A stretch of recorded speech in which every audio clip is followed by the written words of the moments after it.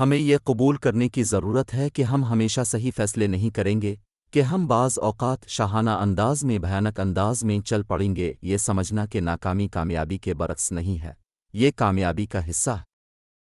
کوشش کرو زندگی کا ہر لمحہ اپنی طرف سے ہر کسی کے ساتھ اچھے سے اچھا گزار دو، کیونکہ زندگی نہیں رہتی پر اچھی یادیں ہمیشہ زندہ رہتی ہیں۔ کبھی کبھار ہمیں خاموش رہنا پڑتا ہے، اسی لیے نہیں کہ ہم ڈرتے ہیں، بلکہ اس لیے کہ ہمیں رشتے بحث سے زیادہ پیارے ہوتے ہیں۔ بہت سے رشتے ختم ہونے کی وجہ یہ بھی ہوتی ہے کہ ایک صحیح بول نہیں پاتا اور دوسرا صحیح سمجھ نہیں پاتا۔ جتنی مرضی کتابیں پڑھ لیں، زندگی کا فلسفہ اس وقت تک سمجھ نہیں آتا جب تک حالات واقعات خود پر نہ بیٹھ جائیں۔